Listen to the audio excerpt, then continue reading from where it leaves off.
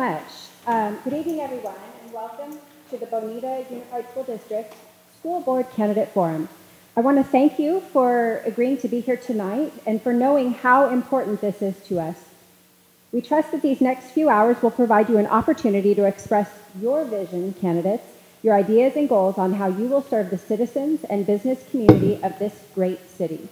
My name again is Dr. Jaymi Abusham. I'm the Chair of Educational Leadership in the Lefebvre College of Education at the University of La Verne. I suspect that you are here tonight because, like me, you believe in the power of education to change the course of a child's life. This is a cause very near and dear to my heart, not only because of the many years I spent as a teacher and as a principal. You see, I was not one of those students that was destined to succeed. Neither of my parents finished high school, and I didn't have very many resources at my disposal. I actually attended 6 different elementary schools, and not military. But my teachers and my schools and my districts believed in me and consequently changed the trajectory of my life. Our schools and districts have to work hard to ensure that every child is supported to achieve. Dr. Breen from Yale says, education can break the link between a social class someone is born into and the social class they end up in. If an education system doesn't do that, then clearly it's failing not only the people of that country, city, or school, but also failing the country, city, or school itself, because it's not making use of the potential resources of those people. As school board members, you have the opportunity to support the success of every child, those who come with a full set of resources, and those who are still learning English, those who are neurodiverse, those who live in poverty, or who face other challenges. We look forward to hearing from more tonight about your support for their education. I will now introduce our candidates from right to left, for you, on the stage based on an earlier drawing to determine where each candidate would be seated. First, Mr. Derek Bahmanou. Second, Mr. Charles Chuck Coyne. And third, Krista Chakmak. And we want to apologize that next to her photo in your guide, it says Christy, but it is Krista, so we apologize for that. Okay, let me tell you a little bit about the format before we begin. Only written questions will be accepted from the audience. Paper and pencils are available to you if you raise your hand, and they're distributed by chamber collectors. All written questions will then be collected and forwarded to the screeners, as Autumn said. As moderator, I will do my very best to ask as many questions as our time will allow us and reserve the right to edit as necessary without changing the intent of the question. The goal of tonight's forum is to hear from the candidates to the community and hear each of them on their goals and plans for the city and district. The seating order and order of opening statements was determined by a random drawing prior to the start of the forum. Each candidate will first be given 2 minutes for an opening statement and 1 minute at the end for a closing statement.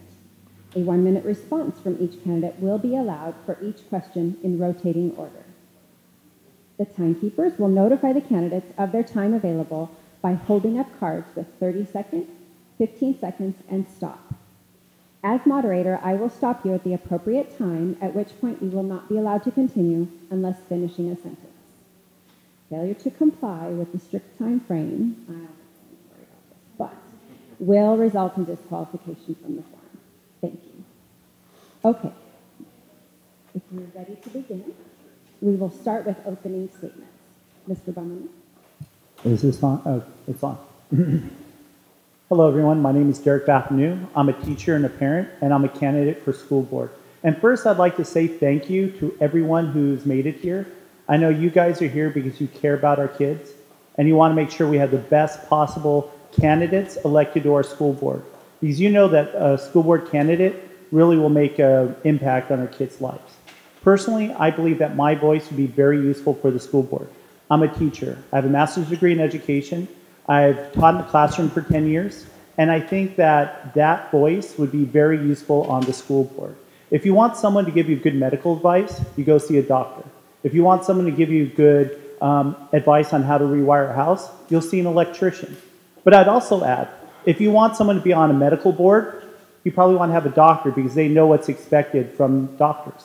If you want someone to be on an electrician's board, you probably want at least one electrician there because they know what's expected out of their field. And in the same vein, I think if we're going to have a school board, we really want to make sure that we have an educator on the school board. Currently, I'm the only educator running.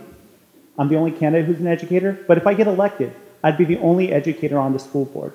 And I personally believe mastery and experience matter. When I was in my 20s, I was a manager of a restaurant. I had restaurant experience before, and because I knew what to look for, I was able to increase sales, I was able to decrease waste, and this kind of real world experience, I think would very much make our school board an even better place for our students. Thank you for your time.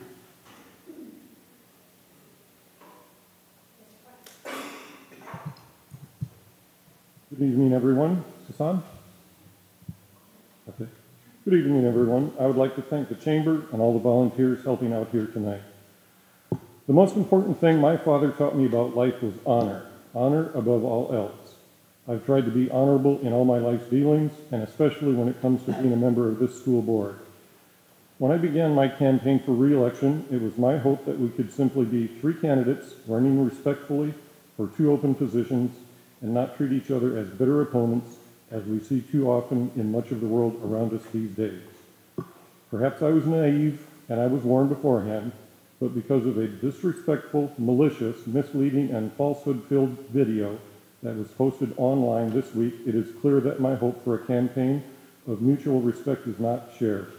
For this reason and many others, tonight I have the honor of endorsing Krista Chakmak in her campaign to become a member of the Bonita Unified School District's governing board. I'm sure that her friends and family, and those who know her, would agree that she is honest, ethical, courageous, and caring. Those are traits that everyone should want in a school board member, and it's certainly what I want. Being on a school board does not require a PhD. It requires simple common sense, compassion, integrity, and the ability to spend the time in our classrooms that it takes to be an effective, productive school board member. When you cast your vote on November 6th, I hope you'll vote for proven experience, proven involvement, proven dedication, and remember 5 simple things. C-O-Y-N-E. Thank you. Ms. Chakmak? Good evening and... Am I on now? Okay. Good evening and thank you for being here. My name is Krista Chakmak and I am running for Bonita Unified School Board. La Verne has been my home for 28 years.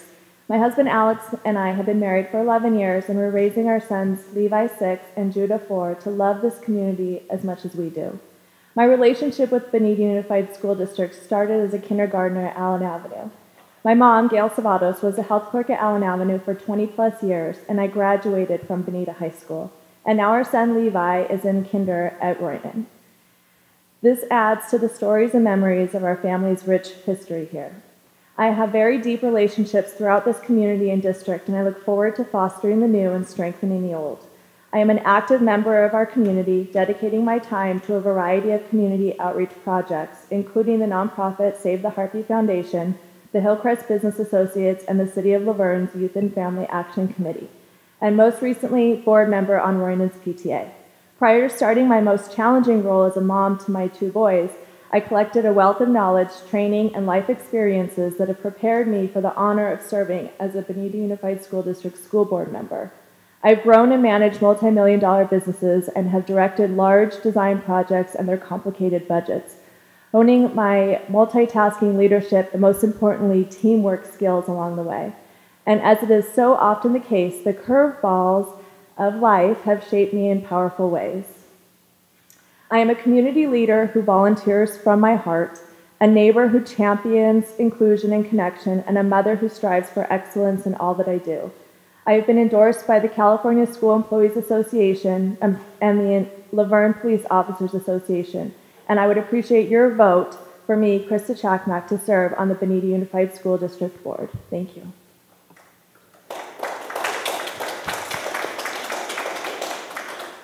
Thank you. We have a few questions, but I'd actually like to start with one myself.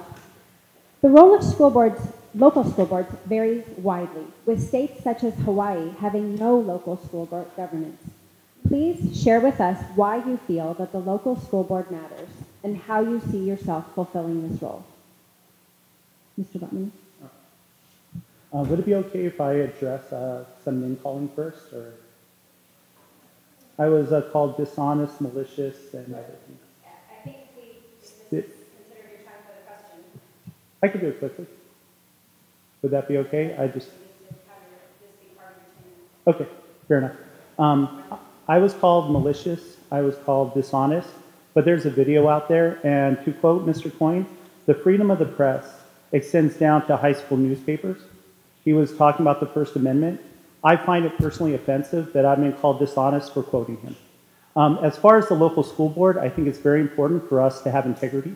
I think it's very important for us to have dialogue, and I think it's very important to provide guidelines for our educators and our staff to make sure that they give our students the best possible education. And I'm hoping that this doesn't get too negative. The video I made, I thought was rather respectful, but I do think education and experience matter. There are many things that I think could have been done. I've actually showed some restraint in making sure I haven't done too much negative campaigning, but I would very much like to see a discussion of ideas. And I think if we can present things in a respectful manner, we would be good role models for our students.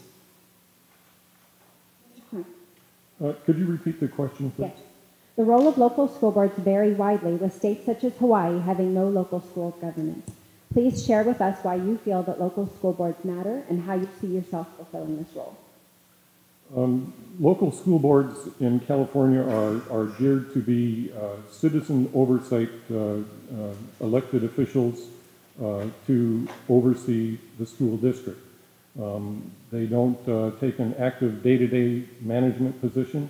Their job is to hire the best superintendent that they can. We've done that.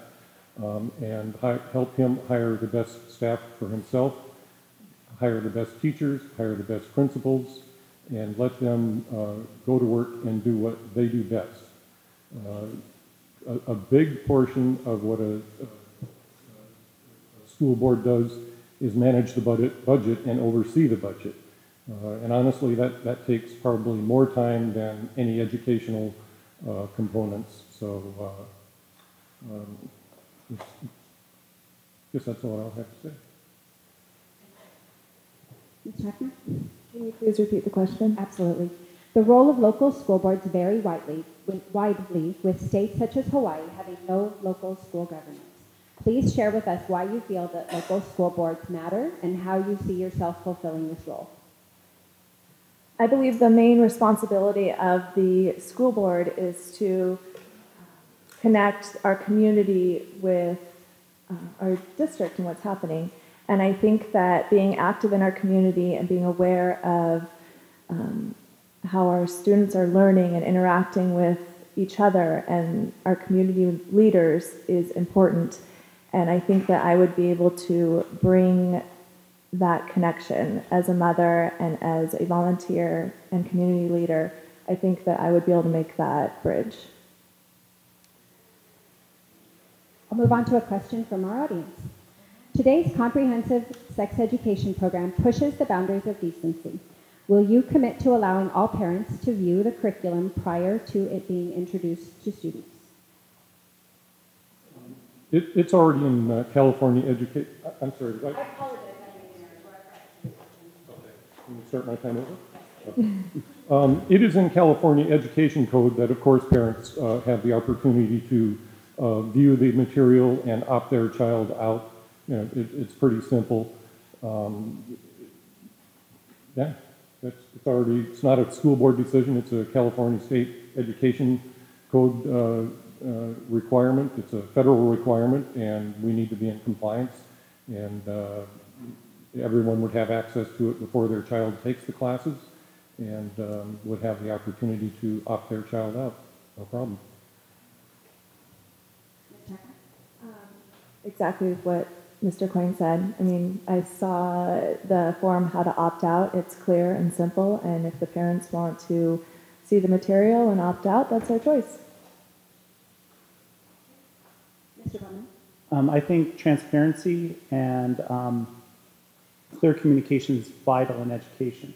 So I would strongly support all of our parents, all of our community stakeholders to have access to all the information we give to their students. There is an opt-out currently, and I think that is a great idea. And I would very much support full transparency to all our stakeholders. Thank you. Moving on to another question from the audience.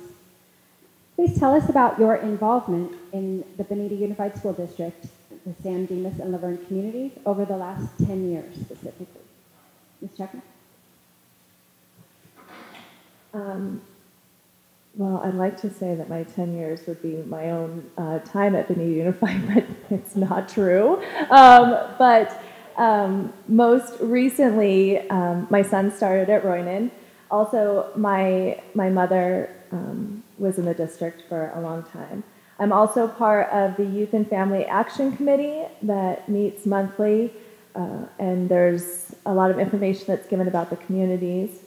And I just joined the Coyne PTA, which I'm very excited about. And that's it. Thank you. Thank you. Mr. Bahmanou? My wife and I moved here in 2011. Prior to that, my only experience really with this community was visiting my friends who happened to live here. So I've always had a fond spot in my heart for both the cities of San Dimas and La Verne. In 2011, we met some amazing people. When we moved in, my neighbors brought us cookies and pies. They ended up bringing us a pug statue, and my main involvement in this community has just been fostering wonderful relationships with all of my neighbors. And when I decided to run, these same people who I've known for several years now were all very excited to see me run. They know the kind of person I am.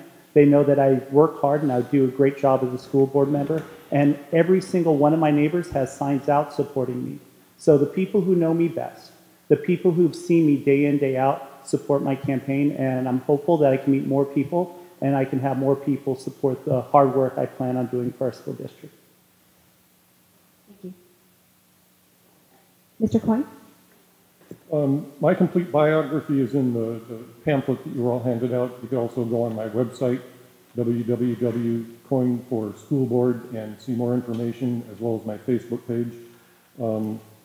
So I don't want to be too redundant, but I'll real briefly. Before I was ever elected to the board, I'd served as a PTA officer at Gladstone Elementary School, served on the school site council, served on the district's budget development advisory group, served on a principal selection committee. I've been a longtime member and past president of the La Verne and San Dimas Educational Foundation. I'm on the board of the McKinley's Children's Center in San Dimas. I was on the Measure C Bond Committee. I served as the co-chair of the Bond Oversight Committee, and if there's any more, it's on my website or in the brochures that you have. Thank you. Another question from the audience. Please tell us how you plan to be in our schools during school hours, visiting classrooms, attending performances, award events, and other on-campus activities. I believe we're back to Mr. I love this question. First, I am a teacher, so I do have some limitations on that because I'm actually teaching students. However, I have been to a lot of events. Many of you have probably seen me at a lot of events. I am a very hard worker. So it is my goal, if elected, I will attend every single PTA, group at least once a year. I will go to every single school during school hours once a year. I will go to city events. I will go to any major event possible. And the reason why I want to do this is because I believe a connection with the school board is vitally important. It's not just the ideas I have, but it's the ideas that you guys have that are very important. So I plan to be someone who's listening, who's going out of his way day in, day out to get to know everyone, because you guys might have a thought that I didn't think of, that the rest of the board didn't think of, and I want to know what that thought is because I value your opinion. So I will be visiting every school, I'll be visiting every stakeholder, and I'll be doing everything I can to make sure our board does the best possible job. Thank you. Mr. Coyne.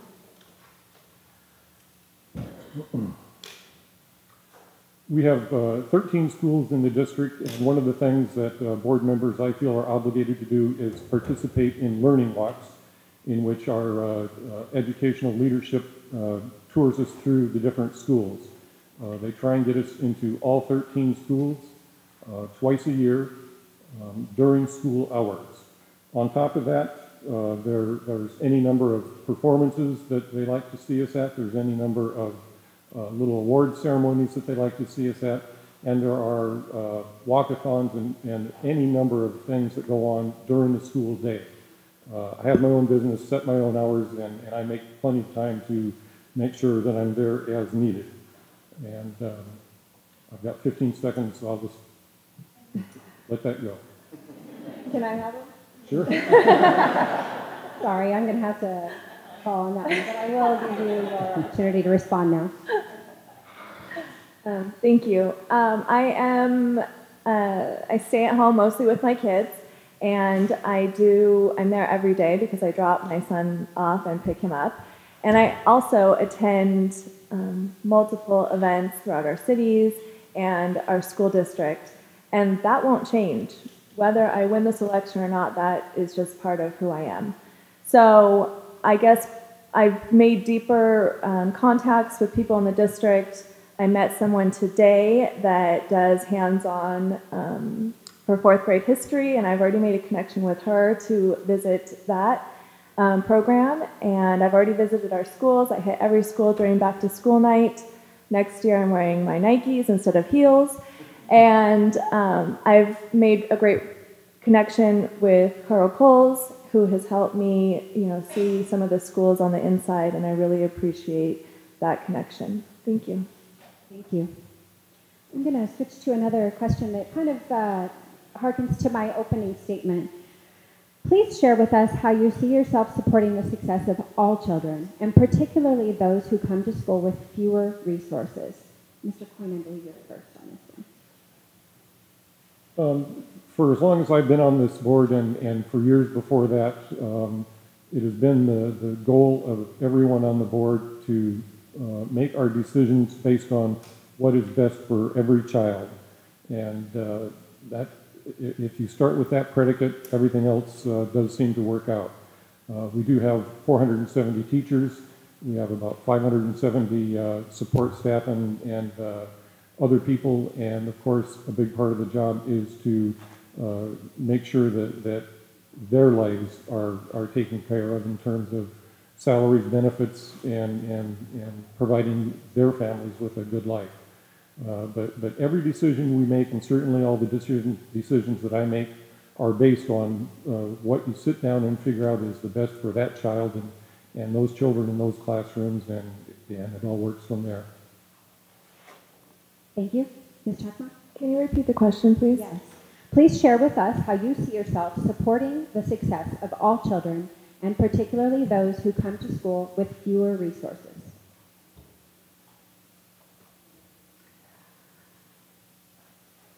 I'd say that by being an active member of the community and making relationships with all different kinds of parents and kids, and making myself available to everyone and reaching out and listening to them. Everyone is different, and I want to hear different opinions and make sure that those kids that don't have the resources that others have are represented. I've already started doing this in Roynon's PTA. I feel like I am trying to be a voice of all and not just for my own situation. And I'm just going to continue to live that way and take care of everyone. Thank you. Mr. Bahmanou? As a teacher, I know that every single educator I know spends a lot of their own personal money on our students. And it's not just me. I've spent a lot of money on lab supplies. I've spent money so kids can go on events. But it's teachers and classified educators in this district. Just recently, I was listening to a story from someone who's supporting my campaign, and they're kind of going through a hard time financially. And their teacher, I believe they go to Roynon, their teacher spent their own money out of pocket so this young girl can go on a field trip. So I know for me personally, the things I can do as a board member would be, one, to support our teachers and classified educators. I want to make sure our board makes their job easier, not harder. Secondly, I want to get our community groups involved and maybe be able to provide a little bit extra for these kids in need so that their lives can be easier. And finally, I think giving them success in school matters. Not only giving them high quality education, but expose them to a variety of different opportunities such as trades, such as art, such as P-Tech programs. Thank you. Okay, our next question, which will begin with Ms. Chakmak. How does our school district interact with our communities to build bonds and benefit everyone involved? Did you say how does it? I read it, yeah, I read it exactly. I'll read it just as it's written, but perhaps adapted a little. How does our school district interact with our community to pass building bonds, let's say that, and benefit everyone involved? Well, I haven't been on a school board before prior to this. That's something that I will have to gain experience in. That's something I'm going to learn, hopefully. Thank you. Mr. Bahmanou? Oh, okay. First, I think the number one thing we can do is make sure that the board members have good relationships with all the community leaders. I also think it's important that our superintendent has a good relationship with all of our community leaders. We currently have a great superintendent, and he has a wonderful staff, and they are doing that. Also, regarding bond measures, I'm not sure if we are done paying off the bond measure, so I would prefer for us not to get a new bond measure anytime in the near future, because maybe I'm old-fashioned, but I think we should pay off our bills first before we get new ones. Thank you. Mr. Coyne? In the Bonita Unified School District, we are fortunate that we have two cities full of people that appreciate and support public education. And that is manifested in so many ways. I see at least one of our city councilmen here. They take a great interest. I think each of our principals belongs to, or at least most of them belong to the Chambers of Commerce in either San Dimas or La Verne. We have parades, participate in parades in each of the cities. We have the recreation district that we share facilities. There's just an abundance of ways that the really positive relationship between the cities and the school district are built and reinforced, and it's one of the things we need to be proudest of in this community. Thank you. Okay, moving on to our next question from the audience. Student wellness includes their physical, emotional, and social health. Tell us how our district is working to help our children be successful, even with the challenges they may face. And this, I believe, goes to Mr. Bowman first. I do know our school district has a lot of programs that help our students. About a month ago, I think it might have been less, one of the programs they had was kind of like this walking event around, I believe, my house. So it went down Walnut and around the area. I thought this was a great event. It promoted student activity, promoted student exercise. I saw many principals there, teachers there, classified employees there. It was really a community event. So I'm very happy to see that our school leadership and our community leaders working together to make sure that our kids get a great education and also great opportunities for exercise. Thank you. Mr. Coyne?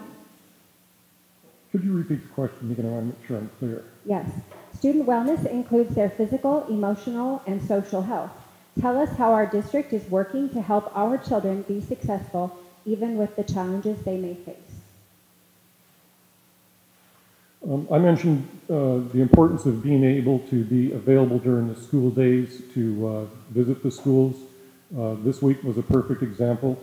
On Tuesday, we had a tour of 3 different schools. We went to Shull, Lone Hill, and San Dimas, and we saw, for lack of a better word to come to mind, special needs students who were being mainstreamed with other students. And I was just struck by the joy that they had together. And in the kindergarten or the pre-kindergarten, you couldn't tell the difference because they were all playing and working together so well. I think one of the proudest things we have going on in this district is how we do have open arms and do everything we can for kids that have special needs, and there are a lot of them out there. Some districts are not so welcoming, and I'm proud that we are so welcoming. Thank you. Ms. Chakmak? Each school, as I understand, has a program that they've started to put into place with regarding social issues like bullying. I think that these are very important, but I also think that this is an area that our district can improve, and I think that we should take a closer look at the emotional systems that are put into place at each individual school and make sure that they are equal to the other schools. I also think that we need to look at school counselors in a way that we can add additional resources for the emotional support of our kids. Thank you. Okay, I'm going to switch gears a little bit for you. Years ago, it was a foregone conclusion that most students would attend their neighborhood schools. However, school choice, voucher programs, and charter schools have changed this landscape considerably. As a school board member, how do you foster a school and district setting that can compete in this education marketplace? I believe that goes to Mr. Coyne. While other districts around us are responding to their declining enrollment by adopting open enrollment where any child can come to their district, we've not done that. We are a much desired district, and I don't think it takes much more than doing the excellent job that our teachers do with their students day in and day out to continue to attract more and more students. We have probably at least 2,000 students that attend the school that are not residents of San Dimas or La Verne. We actively promote student enrollment through the Allen Bill, which allows students of parents who work somewhere in the district to attend our schools while that parent is working somewhere in the district, doesn't have to be at the district, anywhere in town. And that's a big help to our student population and their families. Thank you. Ms. Chakmak? Can you repeat the question, please? Yeah. Years ago, it was a foregone conclusion that most students would go to their neighborhood schools. However, school choice, voucher programs, and charter schools have changed this considerably. As a school board member, how do you foster a school setting that can compete in the education marketplace? I think that by increasing the community strength and making it, let me start over. I think it's important to have a strong community. And if you are a strong community and you have a strong neighborhood where kids are outside playing and they're interacting with each other and the parents are interacting with each other, then they will want to be together on the playground as well. And I think that we need to bring that back, and we need to start interacting and making our home schools the priority and the destination. And also transparency, having all our test scores available for the schools and really making it a strong community. Thank you. Mr. Bahmanou? I actually think that education is more than just test scores. We have great test scores, they're getting better, and our teachers really should be, and our co-educators really should be applauded for that. But as a parent, I'm very concerned on what skills my kids are going to learn and what skills are they going to take into the workforce. This is why I'm supporting trade skill pathways. This is why I'm supporting implementation of a dual immersion program. This is why I'm supporting the implementation of a P-TECH program. I personally believe not all our kids are the same. And if we offer many different educational pathways, our kids will get a much better education. When I was younger, we had auto shop, metal shop, wood shop, and these were great classes that taught great skills. I would like to make sure that our kids get those great skills. One moment here. Okay, I'm gonna move on to one slightly different question. How do you propose to work effectively with other board members and district personnel to meet the needs of students in the district schools, specifically focusing on that collaboration piece? And I believe that goes to Ms. Chakmak first. I feel like I've already made this effort. I have reached out to board members, community leaders, faculty in the school district, teachers, parents. I respect them, and I have made a strong effort to build a reputation with them and a respect, and I think that I will have a great time making that connection and supporting our schools. Mr. Bahmanou? I have had the opportunity to be on many committees. And sometimes committees can be tense, sometimes people don't always get along, but it's very important for us to be very professional and to listen to each other. So I've been on committees, I've been on leadership, school site council, I've been on hiring committees for teachers, for principals, and I found that people have a variety of opinions. One of the things that I do very well is to listen to what other people's opinions are. And I try to set aside my own presuppositions and to hear what they're saying. And I'll ask for clarifying questions. And after a while, once I find out that there's mutual respect, once I find out that everyone's developing a good dialogue, usually we'll come to a consensus. My wife and I, this is a skill both of us have, and we have a dialogue. And sometimes I'm right, sometimes she's right. But what's important is we respect each other, we listen to each other, and we actually do what's best for our kids. I am confident if I'm on the school board, all of the board members will be able to do the same thing. Thank you. And I'm sorry, I'm going to ask for that question again. How do you propose to work effectively with other board members and district personnel to meet the needs of students in the district schools, specifically focusing on that collaboration? Well, with 13 years' experience on a school board, I'm delighted to report that our relationships are based on mutual respect and trust. We don't always agree, but we always work together. And the most critical part of being on a board is to engage in the give and take of decisions.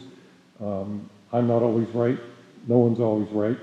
And it's in my experience a very good thing to have 5 people helping make decisions, because I've had some whack job ideas that I've had moderated by my colleagues on the board, and I've had some good ideas that they supported, and we went with it. So the primary thing is for a board to be united, trust each other, and be trustworthy. Thank you. Okay. It was the Chamber's desire that questions were directed to all candidates, and therefore some of the questions have been screened, but some of them we're also going to adapt a bit and have every candidate answer the questions. So I'll start with this one, and this goes to Mr. Bahmanou first. Why does teacher retention deserve a special focus, and is there an issue or a problem in the district? Teacher retention is huge. It is, I think, on Maslow's hierarchy. If people don't feel safe, they're not really going to do a good job. We want to make sure that our educators are operating at peak performance. So if our teachers can feel comfortable that they're going to have a job, that we're going to support them, they're going to be better able to do a great job educating our kids. So I actually congratulate our leadership in making sure we don't have declining enrollment. I think there's been some good work done there, but it is vital that we keep our teachers, keep our classified, keep our employees, because the longer people are at a job working with our students, the more effective they're going to be. Thank you. Mr. Coyne? It must be getting late, so could you please repeat? Absolutely. Why does teacher retention deserve a special focus, and is there a problem or issue in the district with teacher retention? We have quite the opposite problem with teacher retention. When we have openings for teachers, we have literally hundreds of applications for every teacher. We are able to select the best of all teachers, and it's been that way well before I was on the board. Certainly the last 10 years, we've been a district of destination for teachers. We've got teachers and administrators who come to work here who will take a pay raise, or rather a pay cut, in order to become involved with this district. This district has a great reputation in the whole region. In the crash of 2008, when other districts were pink-slipping teachers and laying them off, we never pink-slipped a single teacher. And that takes a lot of hard work, and honestly, the board didn't do that. Our brilliant financial department did that, and that was Ann Sparks, and kudos to her. That's all I've got. Thank you. Ms. Chakmak? I think that teacher retention is not an issue. I just don't want it becoming an issue. I think that we need to support our teachers and have a great relationship with them and continue the growth of keeping our teachers, keeping them happy, and supporting them, and keeping the great ones. Thank you. Okay, moving on to another one of these questions that was geared towards one person, but we'll have everyone have the opportunity to respond. Please share with us your thoughts on I assume this is dual language immersion programs as a priority for the district. Mr. Coyne. That would not be one of my priorities. There's not been any call or demand for it in either of our communities. And before we start adding a lot of new programs and a lot of new classes and that sort of thing, what I would like to see any extra money that we have in the near future is developing and working on the programs that are in development that provide for the emotional support of our students. Our students are facing challenges that we never faced at their ages. They're facing challenges that we know about, and we're having difficulty facing them. And so we have children out there with hurting hearts. We don't send children to school hungry and expect them to excel. You can't send a student to school with a hurting heart and expect them to excel. So before we do any wazoo new programs, we need to really take care of our children's emotional needs. Thank you. Ms. Chakmak? Good job, Mr. Coyne. I agree. But also, I think that dual immersion is something that is on my radar. I think that it's an opportunity that we should take a look at in our district, but I agree that before we start adding programs like that we need to address the emotional systems for our kids. I think any additional program should be put towards making sure our kids are happy and fulfilled and stable. Thank you. Mr. Bahmanou? I'm a big fan of walking and chewing gum. I think we can do more than one thing at a time. I know for myself, I would have really liked to have seen a dual immersion program here. One of the benefits for my own personal child would have been she would have, by the time she graduated high school, statistically had better scores in English. She would have also had a second language that she had mastery over. That is good. So if our end goal is to give every family different opportunities to kind of help educate our kids, this would be a program we really should look into. I'm for trades, I'm for P-TECH, I'm for different pathways. Because if we have a one-size-fits-all educational system, if you don't fit that size, your kid's not going to excel. If instead we have a multi-pathway system, your kid's going to find something that they're going to have success in.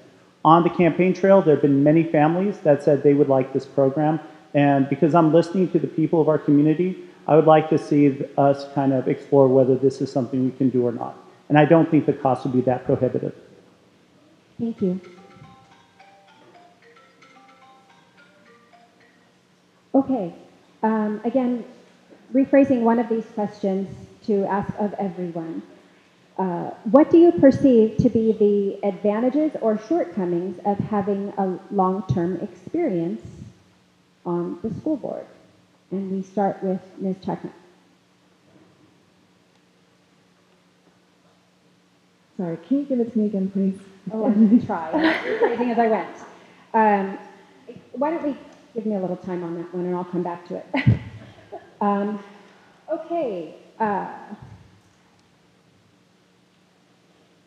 Do you support the pre-hire reasonable suspicion or random drug testing of staff?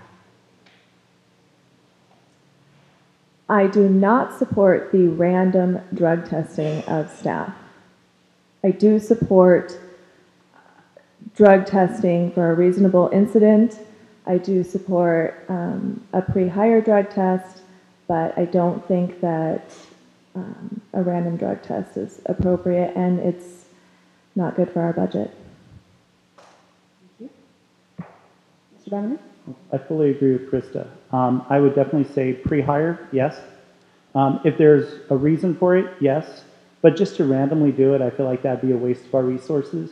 And as someone who cares about our resources and doesn't want to see us throw our hard-earned cash away, I'd rather save that for books and computers. I'm only interested in spending our money if there's a good reason for it. Mr. Coyne? Well, the hiring process, of course, is based on California labor law, the Ed Code, California Education Code, and we do the standard screenings that any other school district does, and so it is so regimented that our personal opinions don't really matter too much because it's all legislated. Thank you. Okay, next question. What kind of relationship should churches and other faith-based organizations have with our schools in Bonita Unified? Mr. Bahmanou? I support all of our community groups being involved in our schools. I think that there's a lot of people who would like to donate money and time and resources tutoring our kids. I think there are a lot of people who would like to donate time, money, and energy in helping our kids go to see a play or to have wonderful experiences. And personally, if there are community members who want to spend time, money, and energy in helping our kids get a better education, I think we should support that. So as long as there's proper parameters, I'm saying yes, and if I can help, I would be happy to help make sure that happens. Thank you. Mr. Coyne? Repeat, please.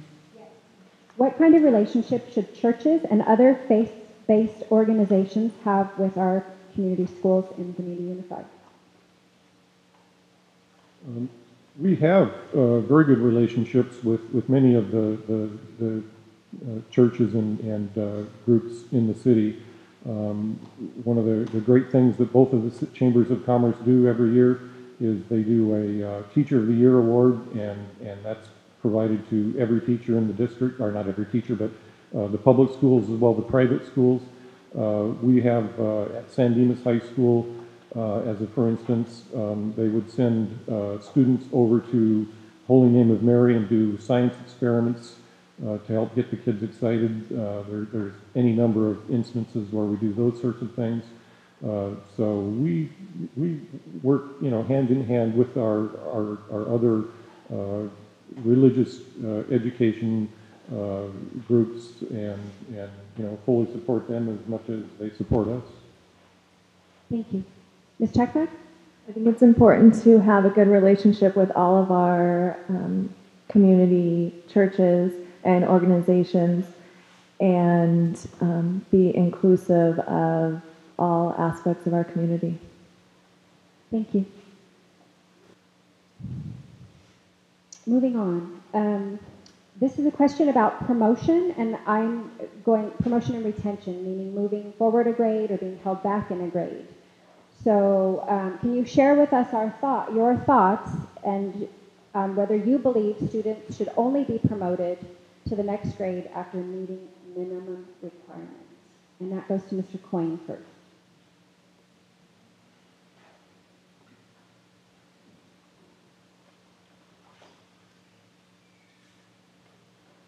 If the gist of the question is to divine whether we advance students forward without being fully capable of handling the next grade and just keep pushing them and pushing them through the system, I would like to report that we do not do that.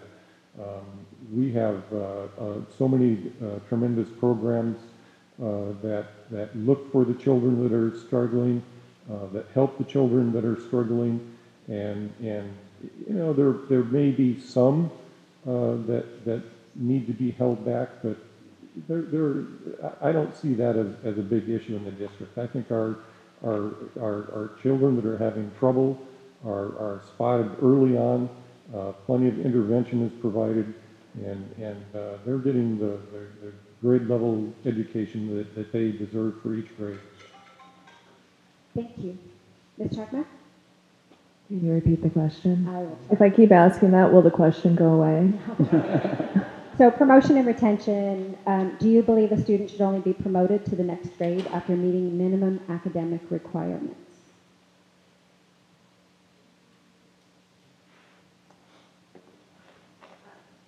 That question is throwing me. I'm going to say I think we need to support our kids, and if they're not able to successfully go to the next level, then we need to make sure that they're in a program that gets them ready to go to the next grade. Thank you. Mr. Bahmanou? It's a complex subject. I do think we need to first have a dialogue with the parents if the kids are not where we need them to be. And after that, we need to have accommodations and other support systems to help make sure our kids get to where they need to be. So my first and foremost thought on that issue is to work with the parents and provide support.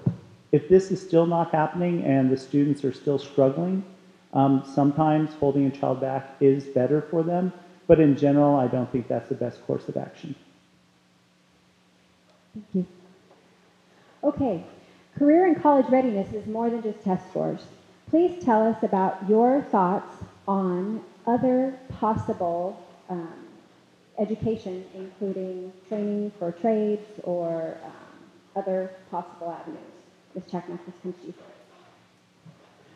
I think that we need to educate our children about all avenues of training and education beyond college, and give them opportunities within their education to explore other trades.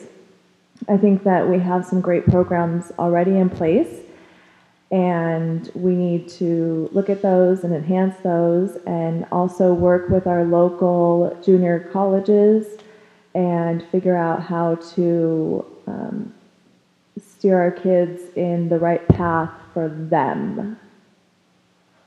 Thank you. Mr. Bonner? I don't think our one-size-fits-all educational system is in the best interest of our kids. I think we need to have multiple pathways, and this is the main thing I'm running on. This is the idea I've been pushing, because I think if we can give our kids multiple pathways and different exposures to different things, they will be able to find useful skills that will help them in life. One example would be there's currently a shortage of trade skill workers. And I think if we can not only have the MOUs with the ROP program and with Mount San Antonio Junior College, but we can help our kids go to these programs, they will be better able to get wonderful paying careers. So my goal is to provide multiple options in a fiscally responsible way and to help our kids find what they're talented at and to make sure we make the best possible version of them. Thank you. Mr. Coyne. When I graduated from Montclair High School, just down the road a piece, I was not bound for college. I was a wood shop, metal shop guy, and my career path was to be an apprentice mold and die maker. I spent that first summer after college trying to learn this very tedious, precise, and patience-requiring profession. And towards the end of the summer, Ernie Greenthal said, "Chuck, you better go to college." I was not cut out to be a machinist. Fortunately for him, or for me, he gave me that advice. And when I started college, I went to community college, and I was well prepared for those college classes.